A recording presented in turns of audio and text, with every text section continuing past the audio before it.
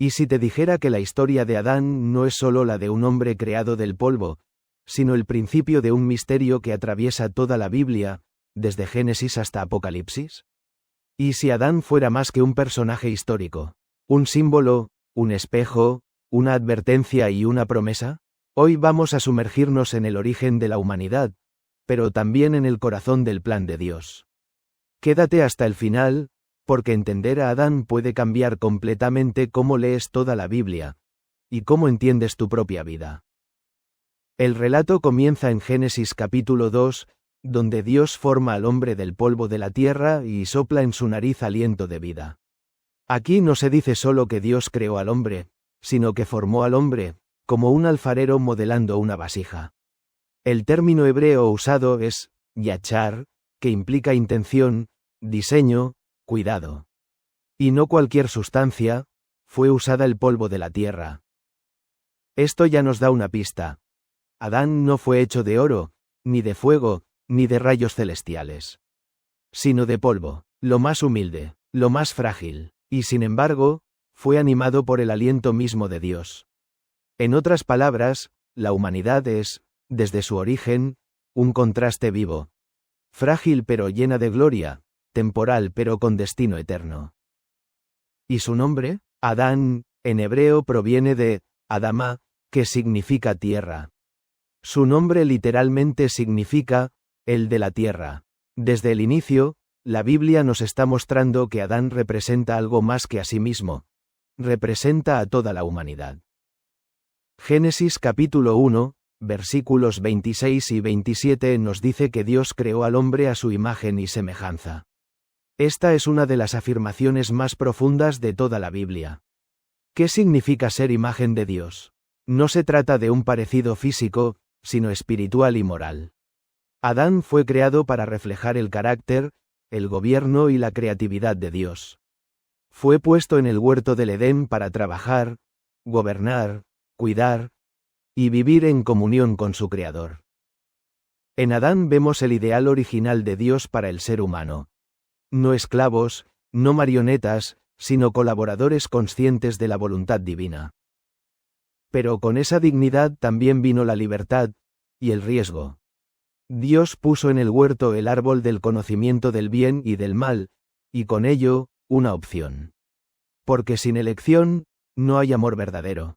Sin libertad, no hay obediencia genuina. Aquí llegamos a uno de los momentos más importantes de toda la historia bíblica, la caída. Adán y Eva comen del fruto prohibido, y con ello, el pecado entra al mundo. Pero este relato es mucho más que una historia sobre comer algo indebido. Adán no simplemente quebró una regla, rompió una relación. Desconfiar de Dios fue el primer pecado. Creerle a la serpiente en vez de a su Creador. Pensar que Dios le estaba escondiendo algo bueno. En ese momento, el corazón humano se quebró, y con él, todo el diseño perfecto de la creación. Y es aquí donde Adán empieza a adquirir una dimensión profética. Él representa a toda la humanidad caída. El apóstol Pablo dirá siglos después en Romanos 5. Por un solo hombre entró el pecado en el mundo, y por el pecado la muerte. En otras palabras, Adán no solo es el primero, es el modelo del hombre separado de Dios. Después del pecado, Adán y Eva se esconden. La vergüenza aparece. La desnudez, antes símbolo de inocencia, ahora es motivo de miedo. Dios los busca, no con castigo inmediato, sino con una pregunta que resuena a lo largo de los siglos. ¿Dónde estás?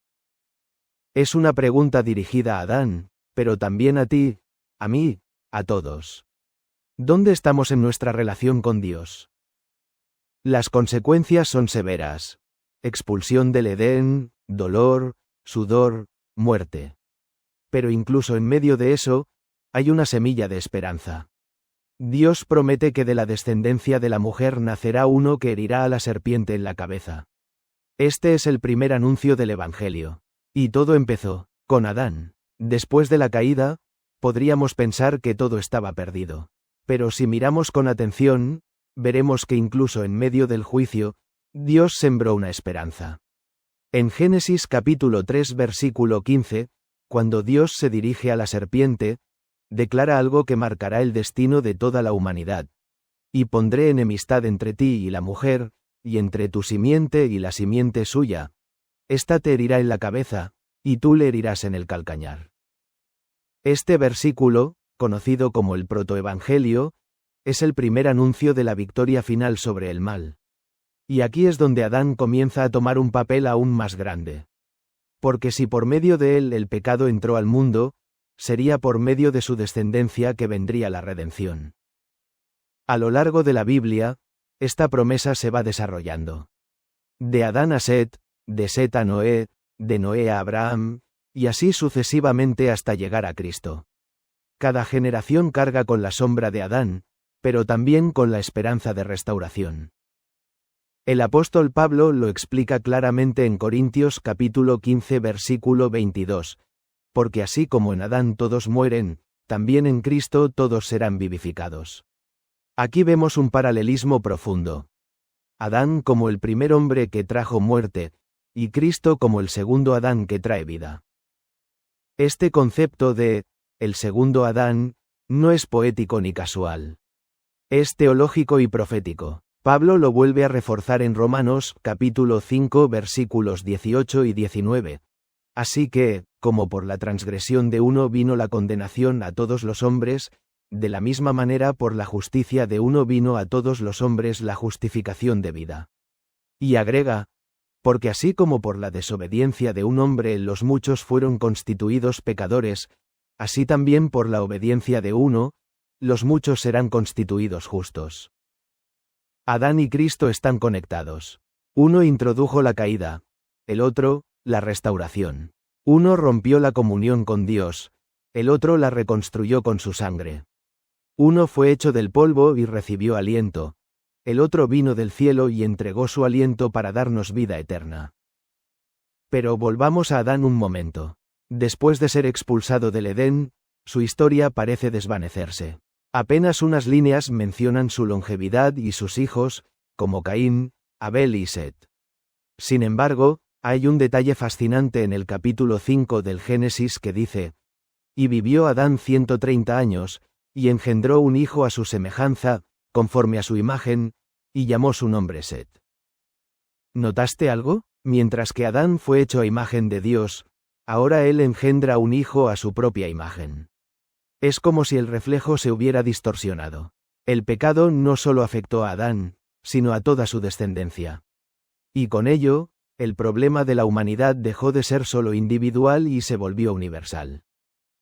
Este deterioro espiritual se ve reflejado en la historia de Caín, su hijo, quien mata a su propio hermano Abel.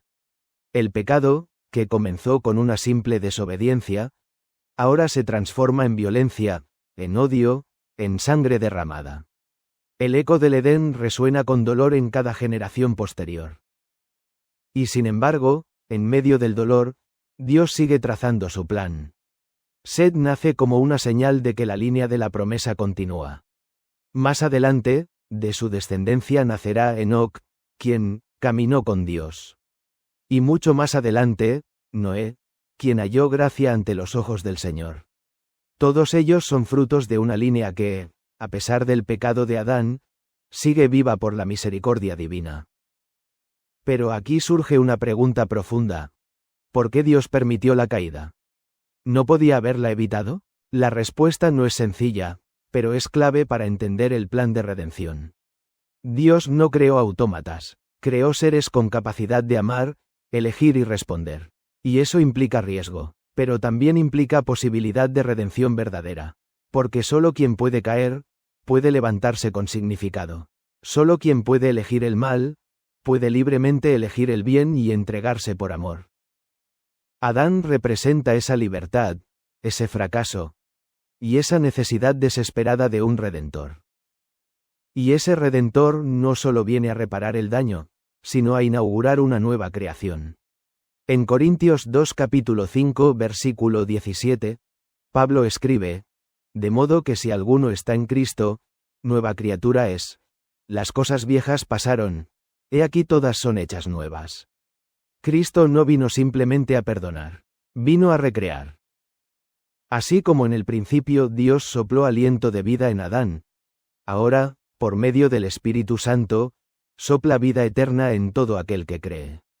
Lo que se perdió en el Edén, se recupera en la cruz. Y hay más. Cuando Jesús resucita, Juan nos cuenta algo curioso. María Magdalena, al verlo, lo confunde con el jardinero. ¿Casualidad? Nada en la Biblia lo es. Cristo es el nuevo Adán, y está en un nuevo huerto. Y como nuevo jardinero, no cuida solo de plantas, sino del alma humana. Es el principio de la nueva creación. Si Adán nos introdujo en la vieja humanidad, Cristo nos invita a nacer de nuevo. El impacto de Adán no termina en el Génesis.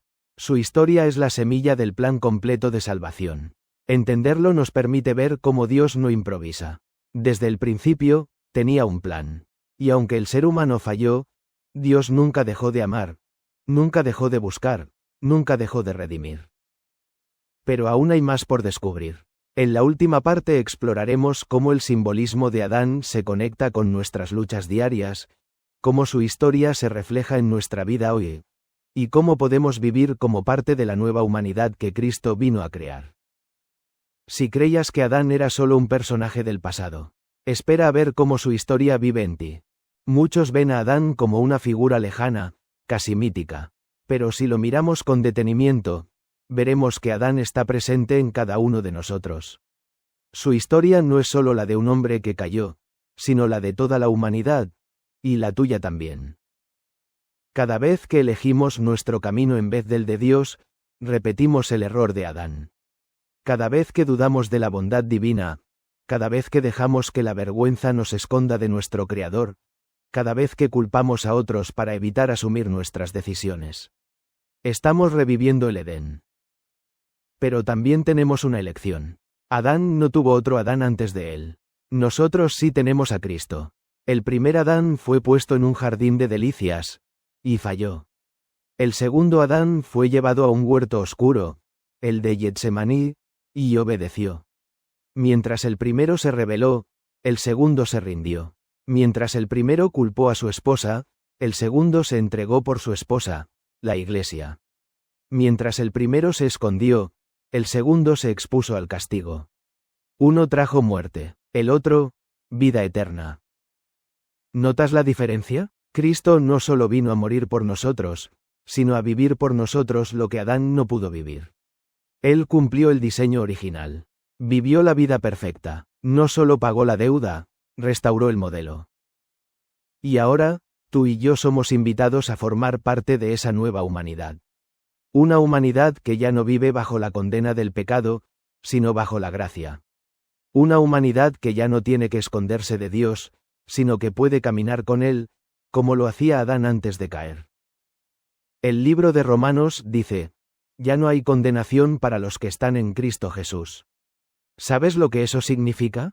Que la culpa del Edén ya no te pertenece. Que el peso del fracaso de Adán ya no es tu destino. En Cristo, eres una nueva criatura. Has sido injertado en una nueva línea. La de la obediencia, la restauración, la vida. Pero esto no es solo algo espiritual o simbólico. Es algo que transforma tu día a día.